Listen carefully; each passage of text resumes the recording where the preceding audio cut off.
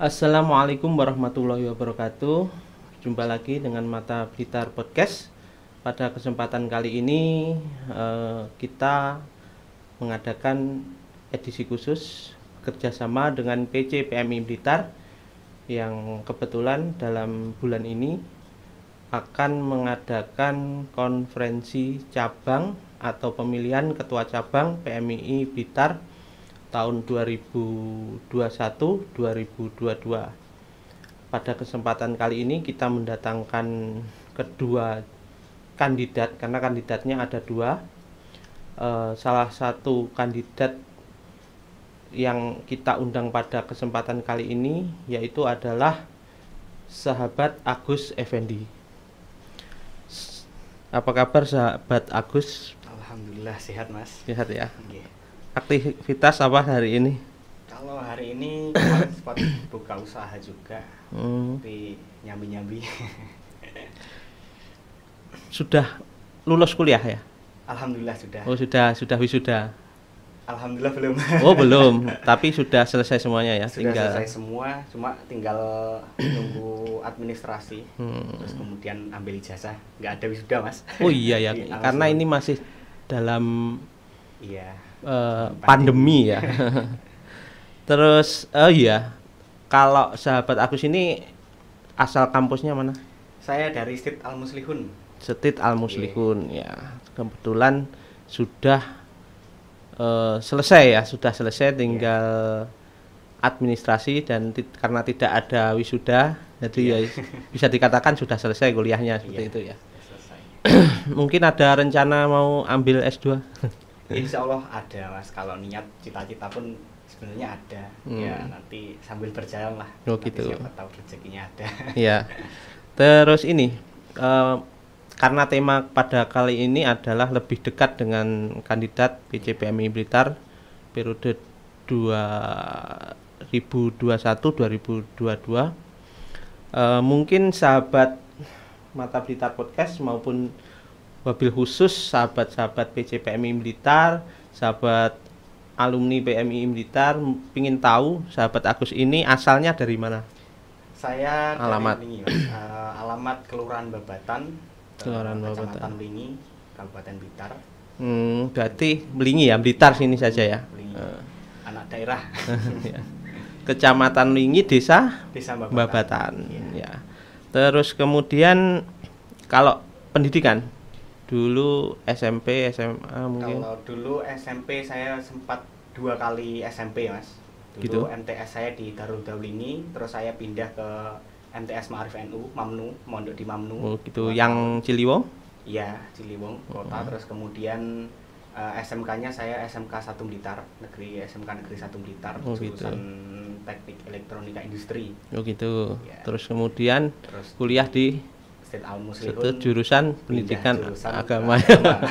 Enggak neruskan ini ya, enggak neruskan SMK-nya ya, jurusan di SMK-nya. Kembali saat mondok dulu, Mas, memperdalam agama lagi. Oh, iya. Terus mungkin selain berorganisasi, karena sahabat Agus tentunya juga berkaderisasi di PMI kan. Iya. Selain aktivitas itu mungkin aktivitas organisasi apa lagi? Kalau aktif di organisasi itu sebenarnya saya di organisasi masih awam, Mas ya. Jadi mulai kuliah itu saya mengenal organisasi dan mulai intens di organisasi, tahu pentingnya organisasi, kehidupan sosial dan lain sebagainya itu masih awam saya rasa. Terus kemudian saya ikuti Karang Taruna juga masih tahun 2018 di Karang Yes, Taruna selama awal. sudah masuk kuliah itu. Iya, sudah masuk kuliah. Terus fokusnya ya ke PMI ini sendiri. Berarti relatif belum, kalau dulunya belum. Kalau dulu jenjang-jenjang organisasinya masih baru-baru inilah Ya, 2016. ya setelah kuliah lah intinya ya. Setelah kuliah ini. Ya. Kalau hobi apa? Kalau hobi saya sebenarnya memancing, Mas. Cuma Mancing. kalau Asalnya tidak mancing keributan loh kan. Mancing ikan ya. iya mancing, Mas. Hobi apa ya? Mengisi waktu luang lah sebenarnya. Iya. Biasanya mancing di mana? Mancingnya sering di Karangkates. sama sahabat-sahabat juga kadang-kadang sama mus bareng. Oh, jadi dapat ikan apa dapat apa? Alhamdulillah kalau dapat ikan ya dapat ikan, kalau ada Apa dapat emosi? Biasanya kalau mancing itu kan kalau nggak dapat ikan ya dapat emosi. dapat Kan? emosi kalau nggak dapat Nggak ikan. dapat. Terus ini sahabat Agus ini sampai hari ini berani untuk mencalonkan diri menjadi salah satu calon ketua PCPMI Blitar, calon ketua PCPMI Blitar. Ini dulu motivasinya ikut organisasi apa? Kalau di organisasi sih sebenarnya kembalinya pada subjektif saya sendiri mas sebenarnya. Kalau saya berorganisasi yang pasti saya mengupgrade pikiran saya, kemudian pengalaman saya, dan lagi pengetahuan, kemudian relasi, jaringan dan lain sebagainya itu saya dapat kalau di organisasi. Terus kemudian kalau ditanya motivasi saya kok mencalonkan diri, berangkat dari kekhawatiran hari ini mas. Jadi hari ini PMII memang membutuhkan istilahnya kita tidak hanya sekedar memandang idealnya PMII harusnya seperti apa, tapi kita harus berani pasang badan untuk menjadi agen perubahan di PMII itu sendiri. Mungkin seperti itu mas. Ya, jadi punya gagasan lah ya untuk PMII. Terus ini tentunya setelah ditetapkan menjadi salah satu calon, bakal calon atau sudah calon ya ini? Sudah calon. Calon ya berarti. Setelah ditetapkan menjadi calon ketua umum PCPMI Blitar ini tentunya kan punya visi misi kan itu. Sudah menyiapkan visi misi kan tentunya. Iya sudah. Mungkin sahabat-sahabat keluarga besar PMII mungkin juga butuh tahu visi misinya sahabat Agus ini ketika nanti mencalonkan diri di Konvercap PCPMI Blitar tanggal 26/27 ini apa bisa ini saya kasih waktu untuk menyampaikan visi misinya. Karena berangkatnya kan juga hari ini saya fokusnya pada kaderisasi, karena kaderisasi pun begini, kalau dikatakan PMII sendiri itu kan sebenarnya organisasi besar ya, tapi akan menjadi lemah ketika dipandang dari luar itu kelihatan wah, tetapi dalamnya masih belum tertata kan begitu. Jadi fokus saya ada di kaderisasi. Untuk visi saya sambil baca ya nggak apa-apa. Menciptakan situasi pergerakan PMII Indonesia, PMII Cabang Blitar sebagai organisasi yang merdeka, berdaulat, dan dengan dasar kekeluargaan. Terus kemudian misi-misi saya yang pertama mendisiplinkan organisasi dengan menata ulang pola maupun jenjang kaderisasi yang ada di Blitar. Yang kedua, mengupayakan terbentuknya satu usaha di satu komisariat. Yang ketiga, meningkatkan kapasitas soft skill kader melalui program pendalaman minat bakat. Yang keempat, memperkenalkan kader dengan hak, kewajiban, dan tanggung jawab terhadap pergerakan. Yang kelima, pemberdayaan kader pada setiap event dan momen pergerakan. Yang keenam, mengedepankan musyawarah mufakat dalam aktivitas pergerakan, baik dengan organisasi maupun personality. Yang ketujuh, menjalin komunikasi positif dengan pihak luar dalam kerangka pengembangan organisasi. Kalau sahabat Agus tentunya dari sekian banyak visi dan misinya tadi, mungkin ada nggak hal yang baru yang menjadi konsentrasi sahabat Agus? Apakah hal itu menjadi kegelisahan sahabat Agus misalkan lah ya di periode ini yang kurang terus kemudian dituangkan dalam visi misi? Ada nggak? Ada mas. Jadi gini, untuk jenjang maupun pola kaderisasi di PMII Blitar kan masih istilahnya terjemahan secara administrasi di Lokalisdem Blitar sendiri kan masih belum ada juga. Makanya saya ingin mencetuskan semacam kurikulum kaderisasi. Jadi bagaimana pengkaderan pra mapaba, terus kemudian mapaba, pasca mapaba, terus kemudian untuk jenjang menempuh PKD itu harus tuntas di bagian apa, terus kemudian ada apa kaderisasi non formal maupun informal apa yang harus dilalui. Terus kemudian nanti capaian utamanya sebenarnya kan nanti di PKL itu sendiri. Jadi PKL nanti adalah saya rasa nanti menjadi reward daripada keberhasilan pola-pola dan jenjang kaderisasi yang saya rumuskan tadi. Jadi ada pada PKL-nya, Mas. Kalau nanti PKL ada, insya Allah itu yang menjadi titik tumpu saya untuk mensukseskan kaderisasi yang ada di Blitar. Jadi kita tidak hanya memandang secara administrasi saja. Jadi kader Blitar tuh yang PKL masih belum banyak, kemudian kader Kopri yang SKK belum banyak. Nah ini kan butuh yang namanya capaian, Mas. Jadi substansinya kan bukan pada teman-teman ini banyak yang PKL kan, bukan sebenarnya. Tapi bagaimana teman-teman pasca PKD terus kemudian menuju PKL ini proses untuk sampai di PKL itu seperti apa. Nah yang ingin saya tekankan ada di situ. Kalau di internalnya. Terus saya tanyakan lagi bahwa sahabat Agus ini tentunya kan juga mengikuti perjalanan PMII periode ini. Yeah. Mungkin ada ini enggak kekurangan dari periode hari ini apa?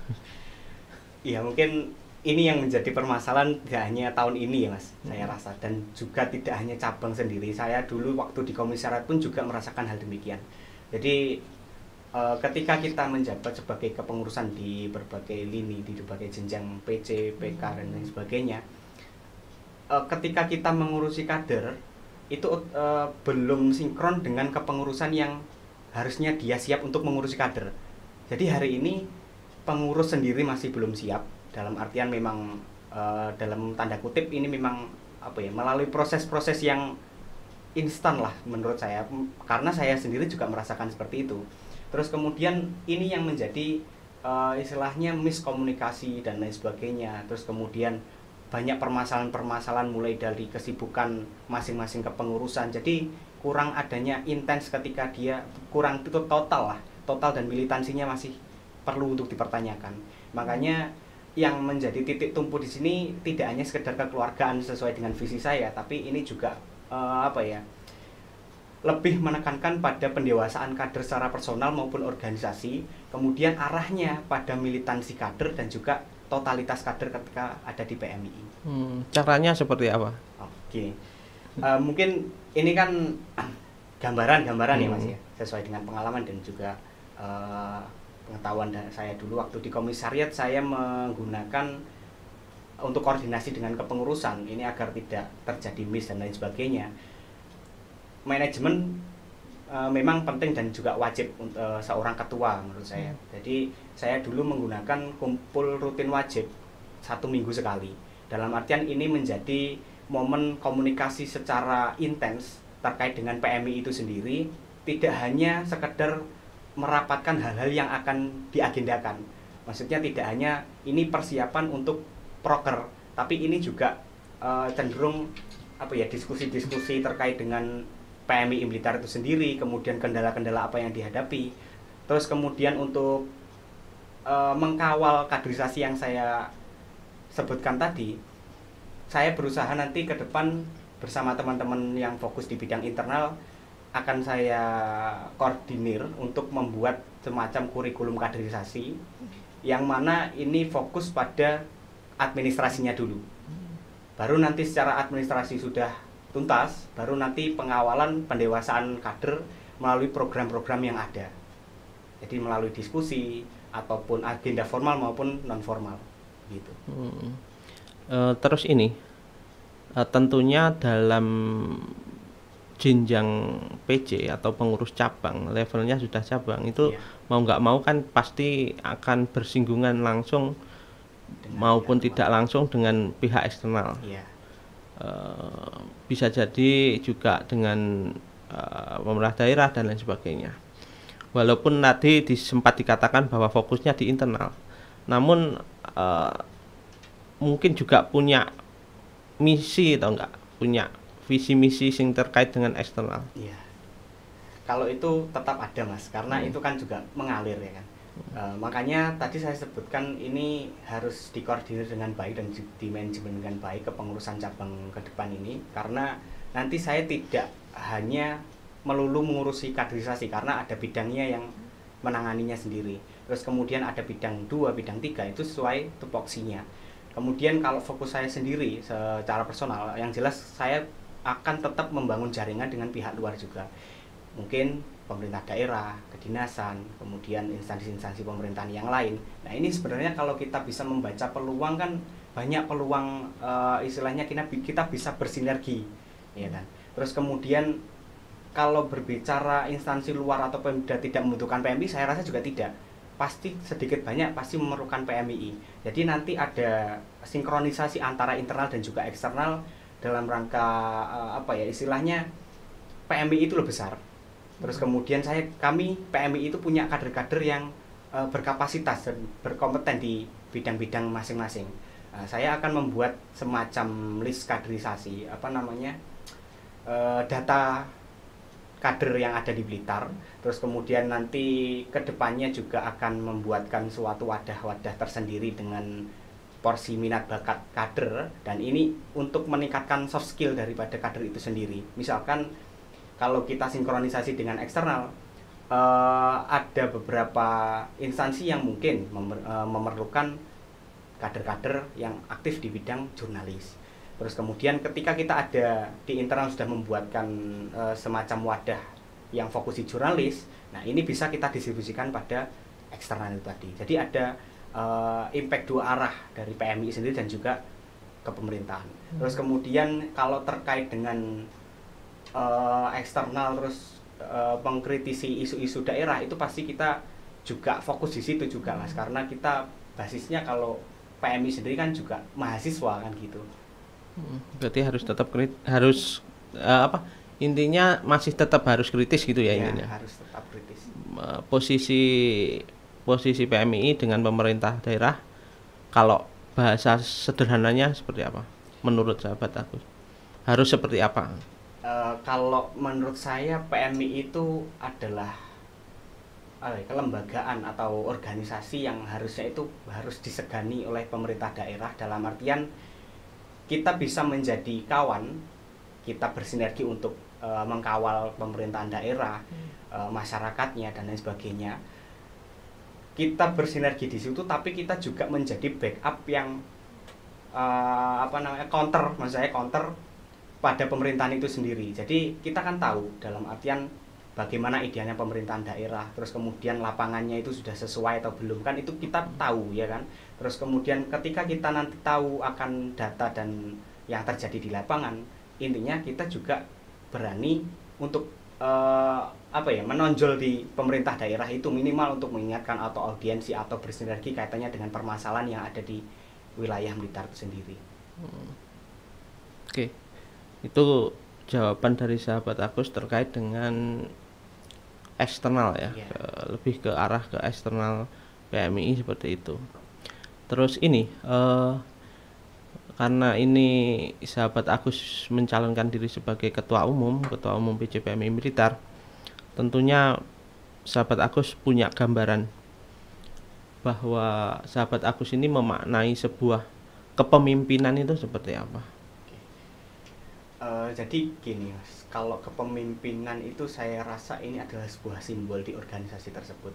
Jadi bagaimanapun ketika kita di luar, yang dilihat ketika ketua itu seperti apa, ya PMI itu juga seperti apa, seperti yang ada di ketua itu. Jadi kalau pemimpin yang ideal menurut saya adalah pemimpin yang minimal dia harus tuntas akan dirinya dulu, dalam artian dia sudah tidak bisa berpikir subjektif, bisa membedakan antara ini subjektif atau objektif, dan harus memikirkan apa-apa itu serba substansial. Jadi tidak hanya sekedar membicarakan kaitannya dengan ini mengadakan event, terus kemudian ini kita buat sewah mungkin agar kita terpandang, tapi tidak hanya semacam itu, tapi harus ada nilai yang ada di dalamnya. Kemudian kalau terkait dengan koordinasi dengan bawahan-bawahannya, ini tetap saya menggunakan basis keluargaan itu tadi.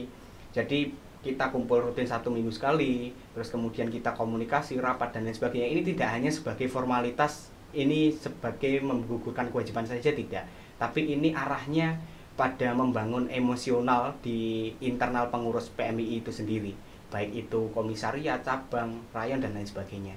Gitu. Itu memaknai sebuah kepemimpinan seperti itu ya. Eh,